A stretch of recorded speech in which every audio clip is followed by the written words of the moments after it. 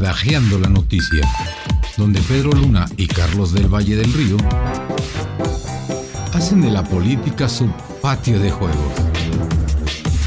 Un podcast presentado por Sin Sesgo. Hola, ¿qué tal? Muchas gracias por estar con nosotros en este Badajeando número 54. Estamos cada vez en momentos más interesantes de la política nacional e internacional. Estoy con mi amigo Pedro Luna. ¿Cómo estás, Pedro? ¿Qué tal? Bien, Carlos. ¿Tú qué tal? ¿Cómo va todo? Pues yo voy mejor que la política de los Estados Unidos, creo. Sí, bueno, está ¿No? Se ha puesto muy, muy interesante en las últimas semanas, ¿no? Con dos cosas. Lo que ya se venía diciendo desde el 27 de junio con el debate, que le fue muy mal al presidente, y posteriormente, pues, el tema del atentado en contra de Donald Trump, que también es todo un tema que sigue estando sin saber qué pasó, y que lo único que se sabe es todas las fallas de seguridad que hubo en el trayecto. Pero todo apunta a un tirador solitario, Sí, pero luego como que quisieron culpar a Irán de esto, una cosa muy rara, ¿no? Lo que pasa es que dijeron estuvo? que hacía unas semanas previas a este atentado hubo una amenaza que eran constantemente dicen que hay amenazas en contra de estos personajes, pero en el aspecto de Irán es porque al final del gobierno de Donald Trump matan al general Soleimani. Sí, y lo matan, y a partir de eso hay una amenaza por parte de algunos extremistas de Irán para matar no solo a Donald Trump, sino a un grupo importante de colaboradores de primer nivel, que de hecho muchos de ellos han estado con seguridad por parte del servicio secreto, aun cuando ya están fuera, como Bolton y Pompeo y varios. Pero en ese tema y en ese tenor es que surge una amenaza que dicen creíble, que a lo mejor iba a Irán a atentar en contra de Donald Trump, y es que hubo algunos cambios, unas modificaciones en su seguridad previo a este atentado. Pero pues, realmente el tema de lo que sucede con el atentado no sirvió, y además dejó ver, mostró una fragilidad muy grande en la protección de los primeros actores políticos de aquel país. Ahora, eso pasa con Trump, que cae para arriba, porque después de un atentado el tipo se encumbra. La convención republicana, fue apoteósica, salió como un verdadero una unidad y una cohesión que no se había visto en muchísimo tiempo. Yo la estuve siguiendo y ¿Y qué pasa con los demócratas? No, los demócratas todo lo contrario. Los demócratas están entrampados en la discusión de si estaba en capacidades o no Joe Biden de seguir como candidato. A todas luces ya, ¿no? Claramente no. Es algo que ya hemos platicado muchas veces. Tardó mucho, ¿no, Pedro? Sí, en dar el paso de hacerse un lado de la candidatura. Pero no solo él, yo creo que también se tardaron mucho los demócratas en desafiarlo o en confrontarlo con la realidad.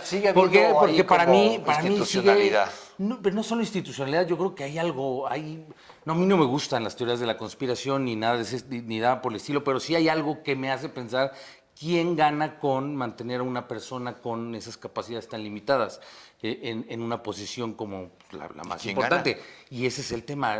¿Quién podría ganar? ¿Quién podría ganar? Eso es un análisis que se debe hacer, que es muy, muy profundo.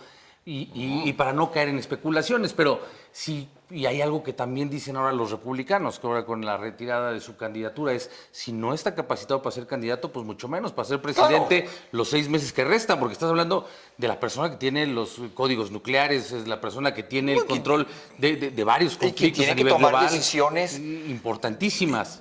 Minuto a minuto, y hoy sabemos que no. Y además en un clima político que se ha polarizado muchísimo en ese país, y que además estaba leyendo un estudio que hizo una universidad, no recuerdo cuál fue, pero lo publicaba CNN hace unos días, y también lo publicaba creo que AP, y es que más allá que la sociedad esté polarizada, en estudios que se han hecho, es que los políticos son los que están polarizando, no es que la sociedad esté tan... Sí, no es un tema de la sociedad, sino los políticos. Exactamente, porque además a raíz del atentado de Donald Trump, en contra de Donald Trump, se habla del discurso que ha tenido, que venían manejando los demócratas, que para mala suerte también de Joe Biden, tenía unos días antes, había dicho en una llamada que Sí, tuvo con Don antes sí, que sí. había que ponerle una diana en la espalda. Sí. Entonces, ese tipo de Luego, llamadas... luego salió el presidente a disculparse, decir que había sí, sido... pero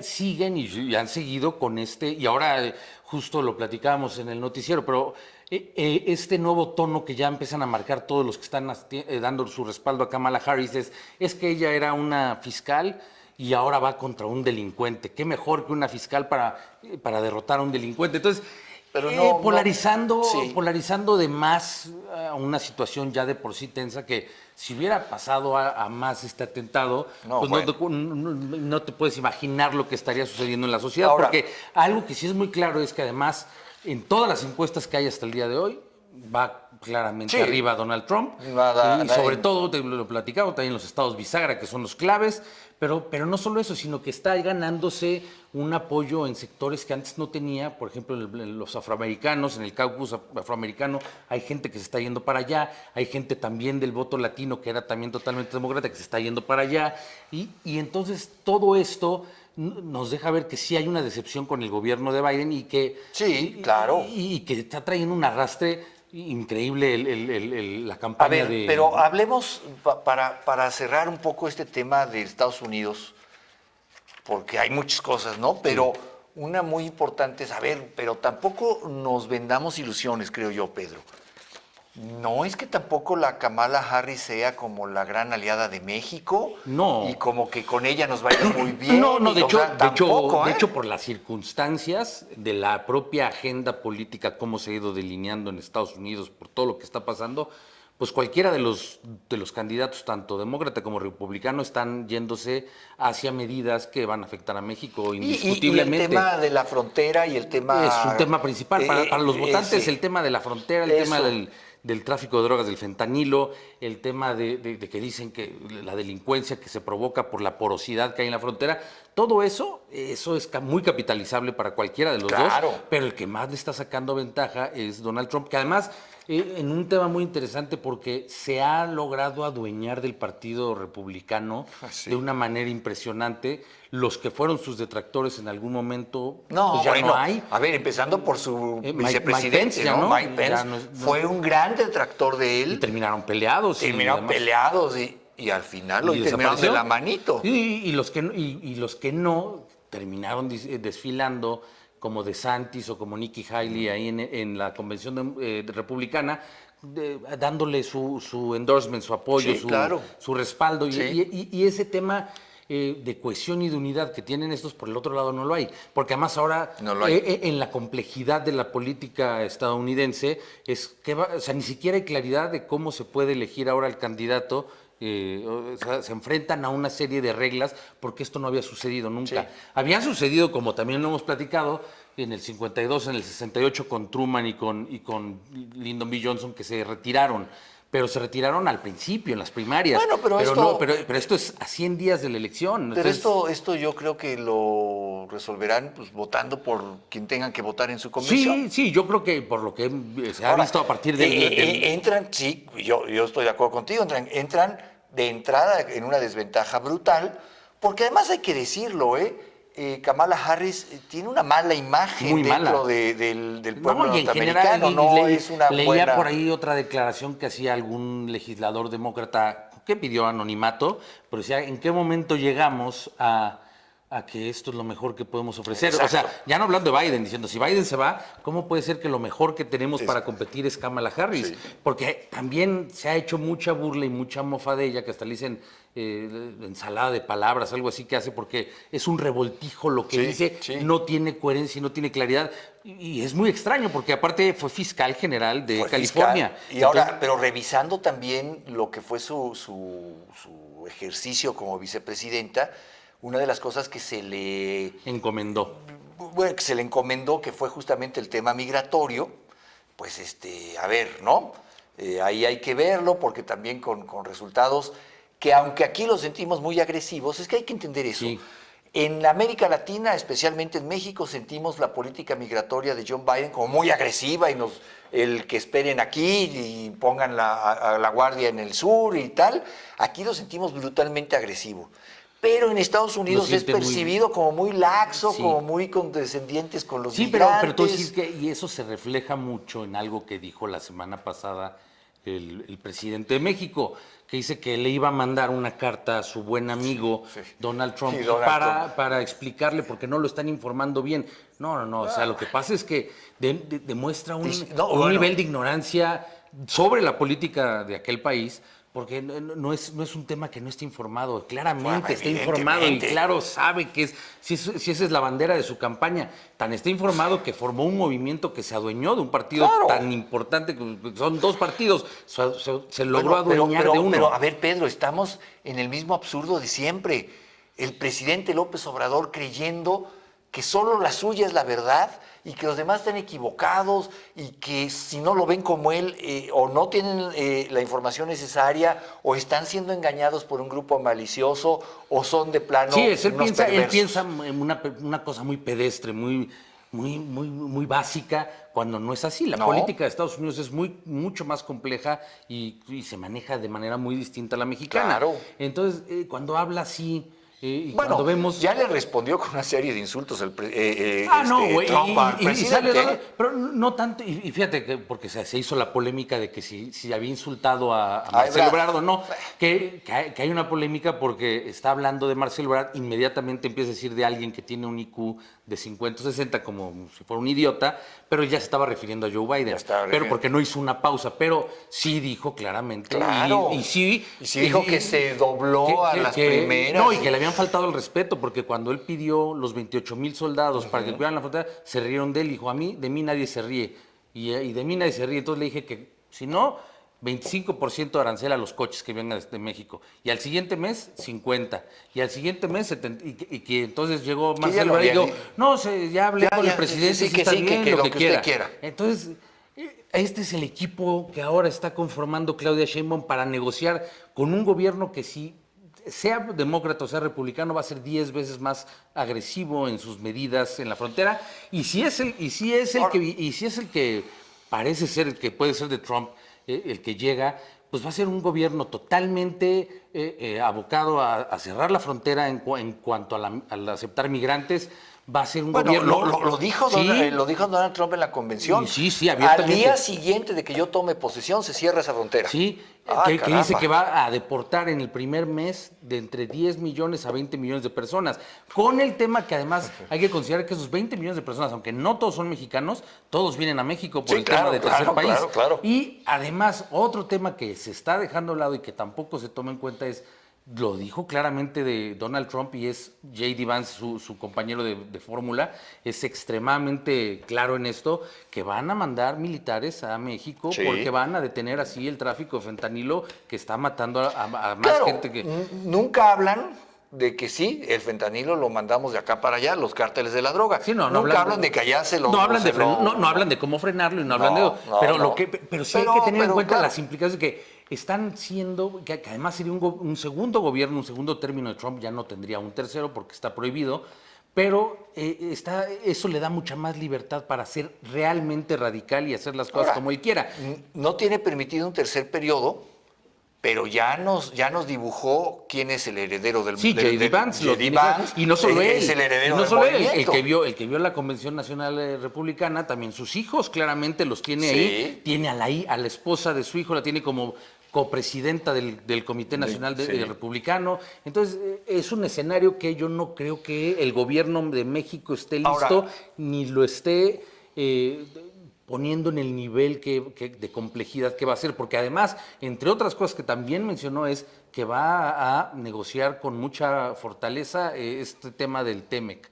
Entonces, todo esto, sí, todo, claro, todo esto es... porque uno de sus discursos es nos quitan empleos, Sí, ¿no? entonces y esto que se quiere hacer de aquí en México, que se habla mucho Pero fíjate, de traer a las empresas y fíjate, Pedro, del nearshoring, del nearshoring. ellos dicen que no lo van a permitir. O sea, entonces, ¿en qué nos estamos que enfrentando? las quieren allá. Ajá, ellos Pero las quieren allá. fíjate, cuando tú escuchas su discurso en la convención republicana, comete errores tan básicos, Trump. Dice, los chinos están poniendo una de las más grandes armadoras de autos eléctricos en el mundo en territorio de los Estados de México. Eso no lo vamos a permitir, no les vamos a comprar un solo automóvil. Queremos que esas fábricas estén aquí generando empleos para... Los chinos no van a poner una fábrica en Estados Unidos. Ellos no van a permitir una fábrica china. De hecho, no dejan entrar los carros chinos a Estados Unidos por protección. Y China, digo, yo me imagino a los líderes políticos chinos, todavía les debe doler la panza de reírse después de escuchar ese discurso.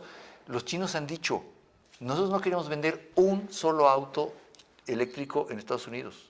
No nos interesa su mercado. Nos interesa el resto del mundo. Están comiendo a todo el mundo. Y Claro. eso, pero el tema es que sí hay que entender el impacto que va a tener como primeros socios de México estas medidas proteccionistas. Claro, no, van a ser brutales. Entonces, eso va Ahora, a ser... hay algo para terminar este bloque y terminar de hablar de Estados Unidos, porque hay mucho que hablar de México también. Pedro, llama la atención, o me llama a mí la atención, Juan Ramón de la Fuente, ni media palabra. No ha dicho nada. La canciller mexicana, Tampoco. ni media palabra. Este fue un pleito que compraron Obrador, Sheinbaum y Marcelo Ebrard. Los encargados de las relaciones, ni media palabra. No, ellos como avestruces. Con más discreción diciendo, espérense que esto se defina, ¿para qué compramos bronca ahorita? ¿Qué Sí, necesidad además de también, pelearnos ahorita? también es que es muy curioso porque ya pasó en el 2016 México con la invitación que hizo Peña Nieto a Donald Trump, lo empujó y lo apuntaló Claro. en sus... Y en el 2020 lo mismo hizo López Obrador yendo a Washington a un viaje, también lo respaldó de facto. ¿Y qué está haciendo López Obrador al decir que le va a enviar una carta a él y no a los demócratas? Está diciendo, él es el que va a ganar. Claro. Entonces, ahora decían en las elecciones de México que si no iba a intervenir Estados Unidos en México, no, ahora es al revés, parece que Claro. los que están teniendo injerencia en cierta medida son los mexicanos sobre bueno, ello. y abiertamente López Obrador, ¿cuántas veces no dijo, no voten por uno, no voten Sí. por otro? O sea, ¿no? Metidos ahí. Vamos a hacer una pausa, Pedro. Sí. Y si te parece, en un minutito regresamos y nos metemos a México a ver cómo andamos, Sí. que tampoco andamos como para estar tan tranquilos. Una pausa y estamos con usted de regreso. Suscríbete a nuestro canal de YouTube. Sin Sesgo, periodismo de clase mundial para un mundo que nos pertenece.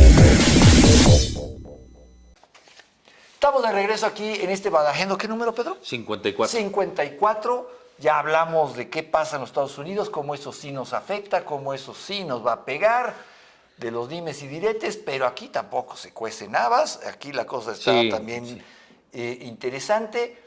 Y hay un tema que tú proponías ahorita en el corte que es muy importante. A ver, Sí. la sobrerepresentación en el Congreso a raíz de la elección pasada, de esto que fue un ejercicio que se ha venido pervirtiendo a lo largo de la historia. Hay que primero decirlo que el tema de los plurinominales, de la sobrerepresentación, es un tema que surge en los años 70, en 1975. Lo crea Jesús Reyes Heroles cuando era Claro. secretario de Gobernación. Secretario de Gobernación. ¿Y qué es para qué se crea? Porque esto es muy importante para entender por qué se pervirtió. Se crea para que las minorías, en un momento en el que había un partido hegemónico como el PRI, las pequeñas minorías, en ese momento estamos hablando de la del PAN, pero también la del PSUM y la del PAR, y había otros partiditos, Tuvieran representación. estuvieran una representación mayor porque las minorías también tenían que ser representadas. Es decir, en pleno ejercicio de Luis Echeverría, Sí. se plantea la necesidad de que las minorías tengan una voz en el Congreso. Yo nomás lo apunto para que luego digan que cuando eran que esto lo creó el PRIAN, no, esto lo crearon en el mero momento del partido hegemónico del PRI. Bueno, pero esto ha venido desfigurándose al grado de que hoy está hecho para que le dé una sobrerepresentación a la gran mayoría en el Congreso, que es Morena, y que tenga mayorías. Eso ya, de entrada, no es lo que se buscaba.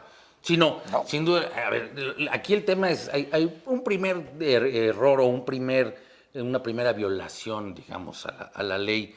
Es lo que hace el presidente con su secretaria de Gobernación. Claro, que lleva a la secretaria de Gobernación su cuadrito en un tema de claro. injerencia total en temas que no le corresponden, que son los de materia electoral, Entonces parece que quiere regresar justamente Materia lo electoral que ya lo dijo, aparte abiertamente que está en López manos Obrador. del tribunal. Sí, que dice Porque son quienes no, pero él ya califican. dijo que no tiene caso el tribunal, no tiene caso el No, INE no. y que debe de organizar otra vez gobernación. Bueno, pues en ese espíritu él dice que venga la secretaria, nos explique, saca su cuadrito, da una explicación que los plurinominales no son por coalición, que son por partido, y entonces le corresponden 373 diputados. Lo que quiere decir que tuvo 58% de votación en la elección, pero va a tener el 75% de diputados Exacto. en la Cámara. Entonces, Exacto. pero la ley dice que no puede haber una sobrerepresentación de más del 8%. Más del 8%. Entonces, ahí ellos tramposamente jugaron, y lo explicó muy bien Ciro Murayama, lo ha estado explicando, que es experto en la materia, con que él dice el truco del trasvase de los triunfos, que hace que él que en la coalición dijo, estos diputados son de Morena, estos son del Verde, estos son del PT, pero ganando, aunque el que más votados de esa coalición fue Morena, dijo que nada más ganó ciento y tantos para que le correspondieran tantos. Entonces al PT, que no debió haber ganado ninguno más que por representación proporcional, ganó tantos más otro extra, y el PT lo mismo. Entonces, en una trampa jugando, porque dicen que la representación proporcional les corresponde por partido. Pero hay un tema que están dejando de lado y que viene desde los 90s, que el mismo López Obrador se quejó en su momento, Claro. que era el espíritu, o de qué se trata realmente la ley, cuál es el fin. ¿Y quién crees que hace quién hace la tesis en la Suprema Corte de Justicia? ¿Tú quién creerías que fue? Porque es muy gracioso. No me digas que Lenia Batres. No, Olga Sánchez Cordero. Olga Sánchez Cordero. En los 90s hace una tesis que fue aprobada por unanimidad, No me en la digas. que dice que primero que nada hay que tomar en cuenta el contexto en el que se hace la ley, no tal cual textual, sino que no ibas a darle, como lo está sucediendo ahora, si la naturaleza de la ley es que haya representación de las minorías, no vas a jugar a aceptar estas trampas para que la mayoría tenga mayorías más aplastantes. Claro. Entonces, esa tesis que hizo Olga Sánchez Cordero, hoy senadora, próxima diputada de Morena, pues nadie se acuerda de la Convenientemente nadie se acuerda. Convenientemente Mira, nadie se acuerda, ni para- de la lucha que hizo Obrador, ni Claro. la que hizo toda la gente del PRD, porque fueron los que principales Claro. que se quejaron en esa época. Entonces ya se les olvidó, y entonces juegan con este tema para tener una sobrerepresentación, porque sí, ¿cómo es posible o cómo entenderías que si no hay debate en que ganaron la elección y que la ganaron por mucho? Okay, No, sí, eso no está a debate. a debate, pero de tener 58% no puedes tener el 75%. A ver, mira, para que veamos un claro ejemplo. El Partido Verde Ecologista obtuvo el 16% de los votos, ¿no? Más o menos. Menos. Tuvo 15 el Partido y cacho. Verde Ecologista, tuvo el 9% de la votación válida. 9%. Y el PRI tuvo más.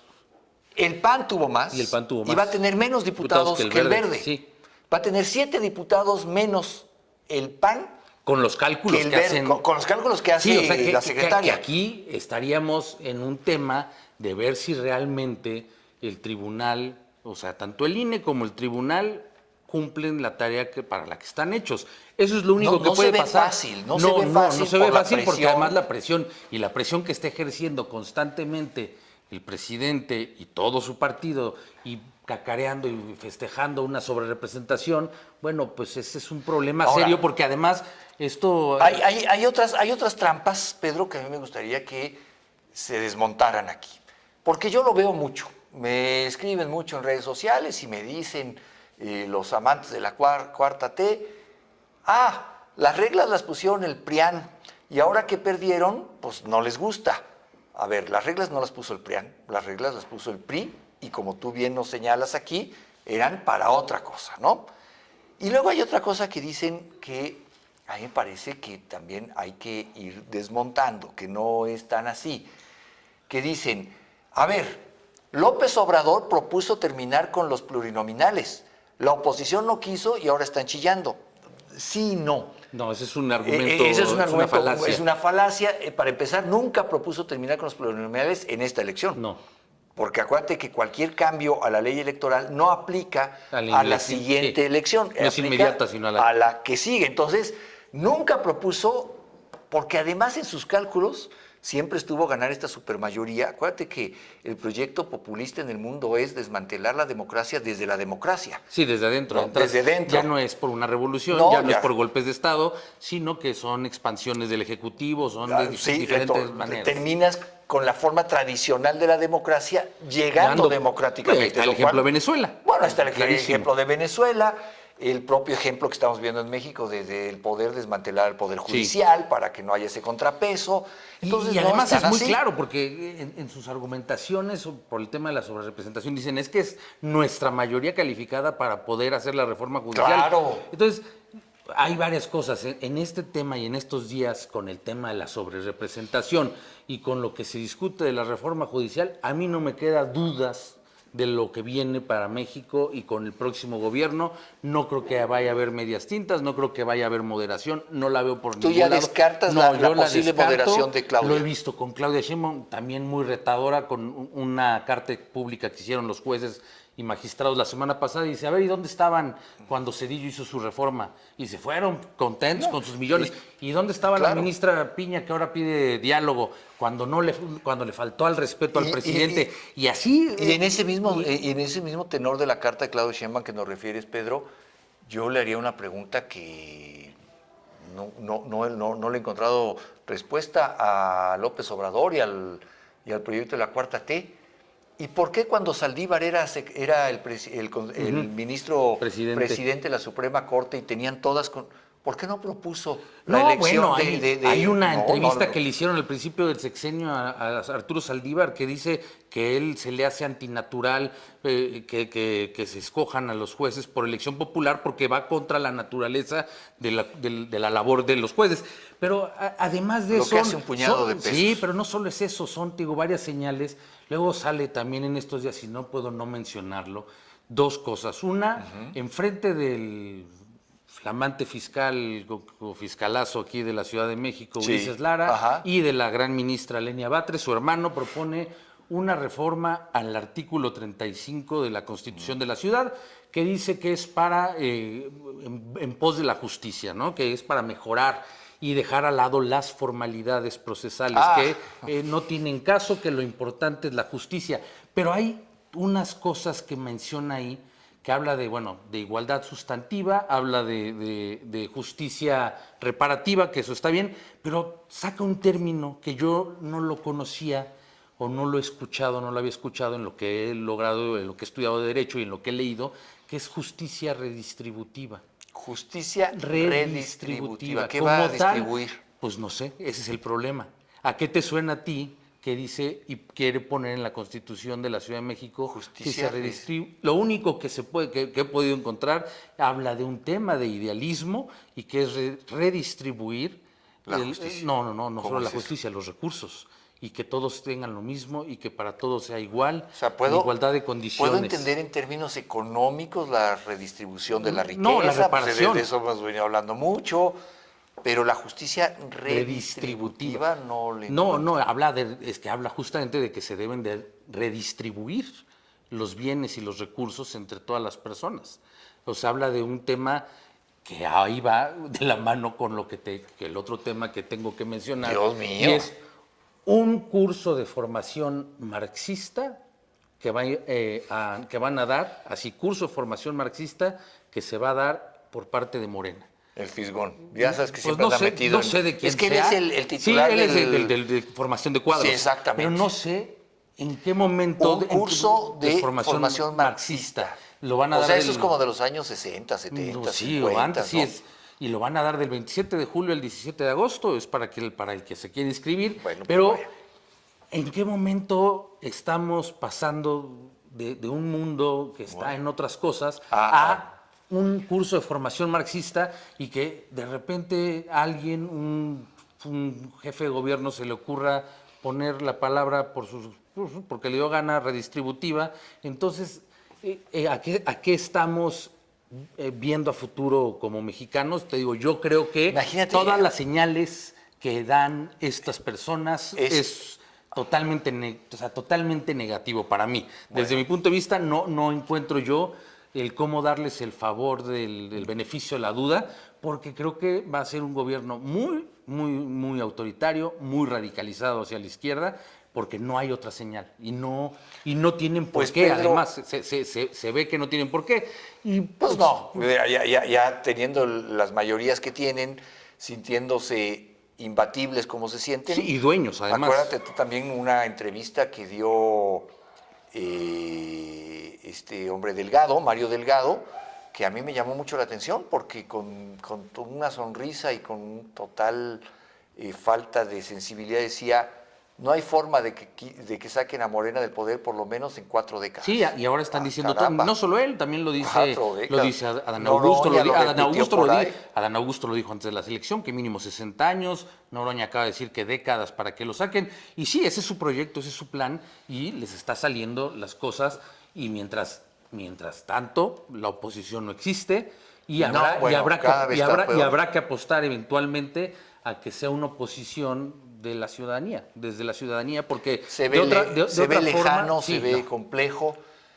Y como dirían los clásicos de Game of Thrones, el invierno se nos viene encima, the winter is coming, y va a ser una noche larga. Sí, Todo yo creo que sí, porque no hay otra señal. Bueno, por lo pronto nosotros seguiremos barajeando, seguiremos compartiendo, seguiremos analizando para dónde va el partido. No el partido. Pues casi los partidos, en realidad quería decir para dónde va el país, pero pues fíjate cómo me traicionó.